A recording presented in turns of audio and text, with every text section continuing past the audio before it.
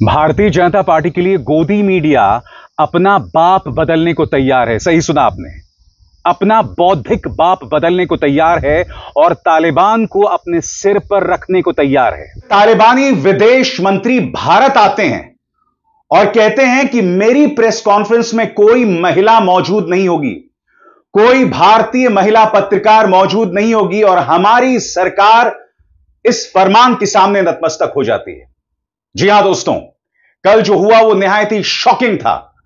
Bharatiya Janata party के लिए गोदी मीडिया अपना बाप बदलने को तैयार है। सही सुना आपने, अपना बौद्धिक बाप बदलने को तैयार है और तालिबान को अपने सिर पर रखने को तैयार है। आज मैं आपको रिपब्लिक न्यूज का एक क्लिप दिखाना चाहता हूं। यहां पर आप देखिएगा उनका संपादक किस तरह से छटपटा रहा है यह कहने के लिए कि मैं तालिबान को जायज नहीं ठहरा रहा हूं, मगर पाकिस्तान के लिए हमें तालिबान का समर्थन करना पड़ेगा। यह व्यक्ति बार बार उस बात को कह रहा है, हालांकि जो ये कह रहा है उसमें कुछ गलत नहीं है, मगर यह बार बार क्यों कह रहा है कि मैं तालिबान का समर्थन नहीं करता हूं? क्योंकि जब आप पत्रकारिता भारतीय जनता पार्टी या ये कहा जाए प्रधानमंत्री नरेंद्र मोदी को जायज ठहराने, उनकी हर हरकत को जायज ठहराने के लिए पत्रकारिता करते हैं ना, तब आपकी यही हालत हो जाती है। आपको बार बार अपना बौद्धिक बाप बदलना पड़ता है, मगर आप जानते हैं पूरे गोदी मीडिया का सिर्फ एक पॉपो है, सिर्फ एक बाप है, और वो आपको बतलाने की कतई जरूरत नहीं है। जी हां, ये वो गोदी मीडिया है दोस्तों। कभी इनके पॉपो ट्रंप बन जाते हैं, फिर इन्हें फरमान आता है नहीं नहीं नहीं नहीं, अब ट्रंप नहीं है तुम्हारे पॉपो, अब तुम्हारे पॉपो हैं शी जिनपिंग। जी हां, वक्त के साथ इनके पॉपो बदलते रहते हैं, मगर सर्वविदित सर्वमान्य पॉपो सिर्फ एक हैं। आप जानते हैं कौन? हमारे सम्मानित प्रधानमंत्री श्री नरेंद्र मोदी। जी हां दोस्तों, जो क्लिप मैं आपको दिखाने वाला हूं ना, उसे देखकर आपको हंसी ना आए तो मुझे बताइएगा। देखिए किस तरह से बार बार कह रहा है मैं तालिबान को जायज नहीं ठहरा रहा हूं, तालिबान के खिलाफ तो मैं अब भी हूं। सुना जाए 1 मिनट में किस तरह से अपनी पोल खोलता है। मैं तालिबान का समर्थन नहीं कर रहा, मैं मेरे राष्ट्र हित का समर्थन कर रहा हूं। राष्ट्र सर्वोपरि, नेशन फर्स्ट, दुश्मन का दुश्मन हमारा दोस्त, हमारी स्ट्रेटेजिक इंटरेस्ट, हमारी अंडरस्टैंडिंग। दोस्तों मैं क्लियरली कह रहा हूं, मैं तालिबान का समर्थन नहीं कर रहा। कोई झुकाव नहीं होगी अर्नब गोस्वामी की तालिबान के तरफ। मैं वही आदमी हूं जिसने कहा था तालिबान की कट्टरपंथी सोच के खिलाफ मैं तब था और आज हूं। मगर यह कुछ और मामला चल रहा है। हमें इस पाकिस्तान को घेरने की जरूरत है। कोई भी समर्थन दे, समर्थन देने का हक हमारा है। यह कोई कूटनीति नहीं है, यह कोई अर्थशास्त्र में पढ़ाई गई चीज नहीं है, कौटिल्य जी की ज्ञान नहीं है, यह सिंपल कॉमन सेंस है। दुश्मन का दुश्मन हमारा दोस्त, और हमारे दोस्त को जो भी समर्थन हम करना चाहे हम करेंगे। सबसे बड़ी बात दोस्तों, आप और हम सब समझते हैं वक्त के हिसाब से एक देश की सामरिक नीति बदलती है। मुद्दा यह नहीं है, इससे पहले तालिबान के नाम पर यही गोदी मीडिया अपने ही देश के नागरिकों पर निशाना साधता था। इससे पहले यह मत भूलिए कि कभी डोनाल्ड ट्रंप को पापा बना दिया जाता था, अब डोनाल्ड ट्रंप का मजाक बनाया जा रहा है। हालात इस कदर हैं दोस्तों कि डोनाल्ड ट्रंप को हाल ही में नोबेल शांति पुरस्कार नहीं मिला, तो उसके लिए भी प्रधानमंत्री नरेंद्र मोदी को श्रेय दिया जा रहा है। यह बात अलग है कि इससे पहले दोनों की दोस्ती की कस्में खाई जाती थी, याद है? बिजली कड़कना। अगर भूल गए हैं तो फिर से सुनिए।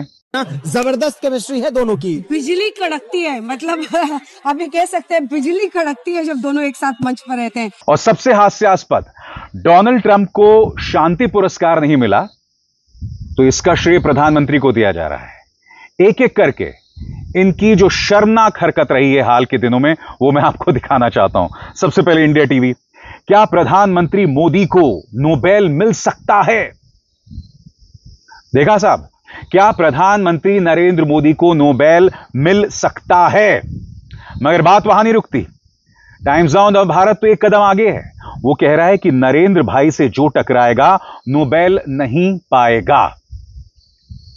यानी कि अगर डोनाल्ड ट्रंप को नोबेल पुरस्कार नहीं मिला तो प्रधानमंत्री नरेंद्र मोदी की वजह से। मैं आपसे एक सवाल पूछना चाहता हूं दोस्तों, नोबेल शांति पुरस्कार किसको मिलेगा?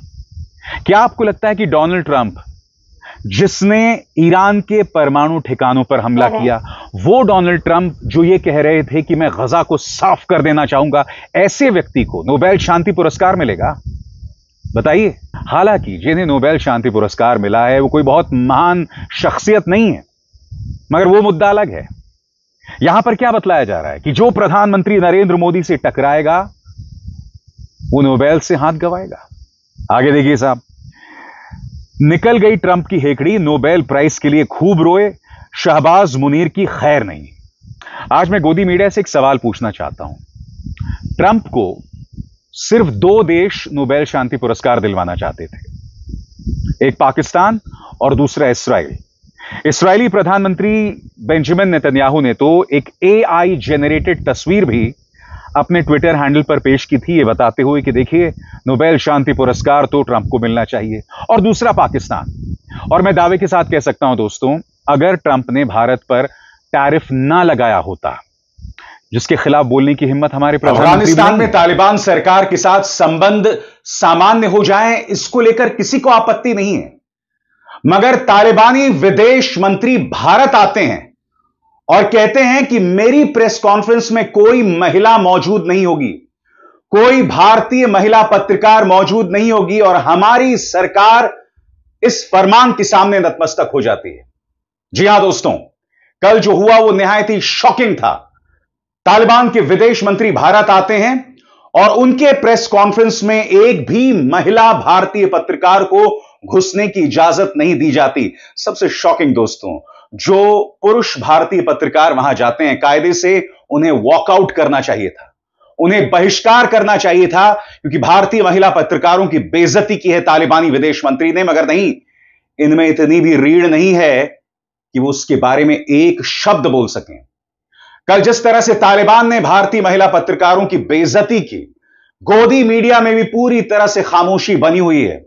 मैं आपसे एक सवाल पूछना चाहता हूं दोस्तों, पाकिस्तान और भारत में फर्क है ना?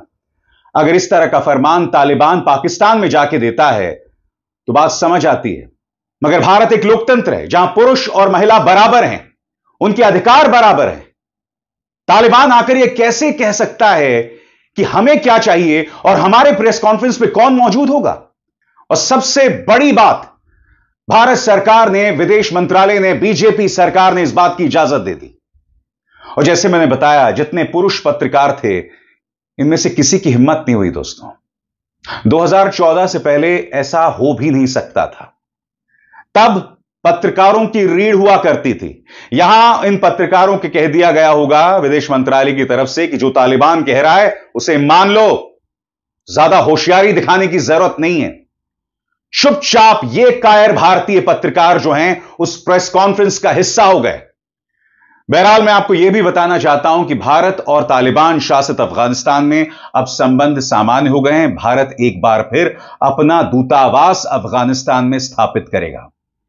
मैं सामरिक मुद्दों की बात नहीं कर रहा हूं दोस्तों, इसका स्वागत किया जाना चाहिए। इत्तेफाकन दोस्तों, ये वही तालिबानी नेता हैं, याद कीजिएगा, जब 1999 में हमारा IC-814 विमान अपचालित हुआ था, उसे बंधक बनाया गया था, उसे हाईजैक किया गया था, तब उसे अफगानिस्तान ले जाया गया था और इसी तालिबान की वजह से वो 5 खूंखार आतंकवादी पाकिस्तान के सुपुर्द कर दिए गए थे।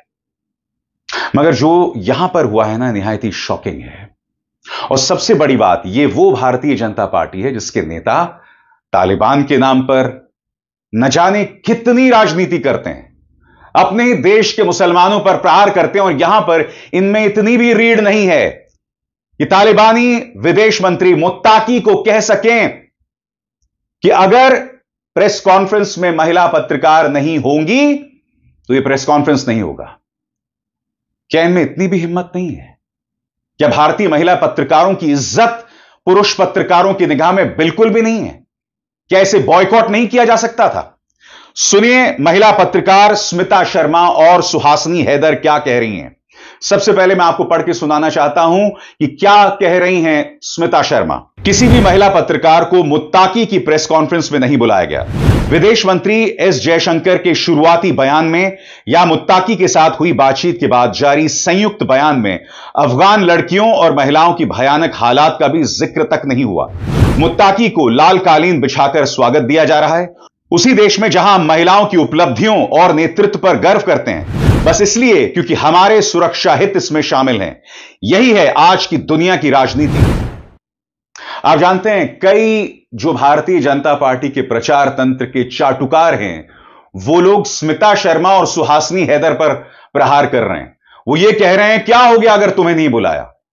हमें सामरिक उद्देश्यों पर ध्यान देना चाहिए। मैं आपसे पूछना चाहता हूं कि क्या तालिबानी विदेश मंत्री ऐसा अमेरिका में जाके या ब्रिटेन में जाके या किसी पश्चिमी यूरोप के देश में जाकर ऐसा कर सकते थे? अब क्या भारत की प्रतिस्पर्धा पाकिस्तान और बांग्लादेश से होगी? क्या ऐसा श्रीलंका में भी किया जा सकता है? बताइए। यानी कि पिछले 11 सालों में हमने अपने विदेश नीति के मायनों को इतना गिरा दिया है कि अब हमारी तुलना अमेरिका और पश्चिमी यूरोप से नहीं, अब हमारी प्रतिस्पर्धा, हमारा कंपटीशन पाकिस्तान और बांग्लादेश से हो रहा है। सुहासिनी हैदर ने क्या कहा है आपके स्क्रीन पर? वो कहती हैं, और भी ज्यादा शर्मनाक बात यह है कि तालिबान का विदेश मंत्री अपने साथ औरतों के खिलाफ उनकी घटिया और गैर कानूनी सोच लेकर भारत आ रहा है और हमारी सरकार उसे पूरे सरकारी सम्मान और प्रोटोकॉल के साथ बुला रही है। यह व्यावहारिकता नहीं है, पूरी तरह से झुकना है। मैं फिर आपसे पूछना चाहता हूं दोस्तों, यह झुकना नहीं तो क्या है?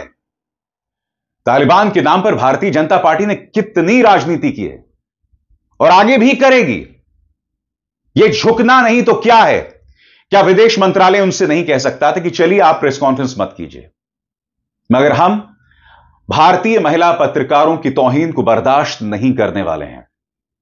न विदेश मंत्रालय ने ऐसा कुछ कहा और ना हमारे सो कॉल्ड रीढ़ विहीन पुरुष भारतीय पत्रकारों ने।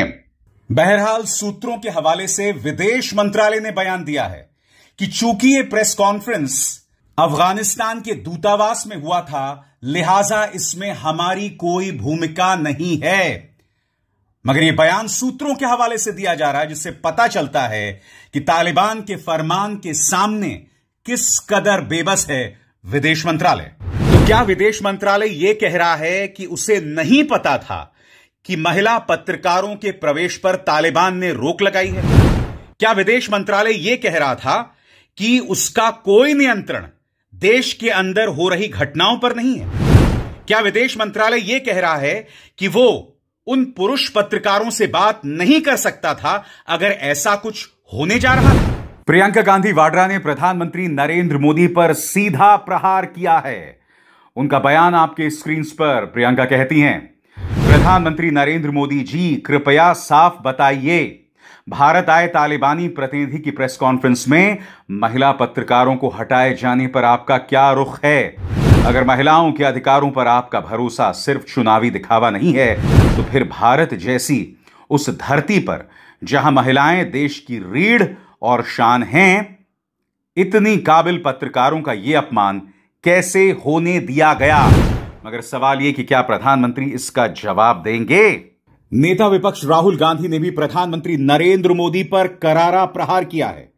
राहुल पूछते हैं, मोदी जी, जब आप महिला पत्रकारों को किसी सार्वजनिक मंच से बाहर किए जाने की इजाजत देते हैं तो आप तो ये थी आज की वीडियो। अगर आप भारतीय मीडिया का रिएक्शन देखना और सुनना पसंद करते हैं तो ज़ेड क्रिकेट को सब्सक्राइब करें, बेल आइकन पे क्लिक कर लें ताकि जैसे ही कोई नई वीडियो आए आपके पास फौरन से नोटिफिकेशन आ सके। इसके अलावा आप हमें फेसबुक और टिकटॉक पर भी फॉलो कर सकते हैं, लिंक आपको डिस्क्रिप्शन में मिल जाएगा। इंशाल्लाह अगली वीडियो में मुलाकात होगी, तब तक के लिए अल्लाह हाफ़िज़।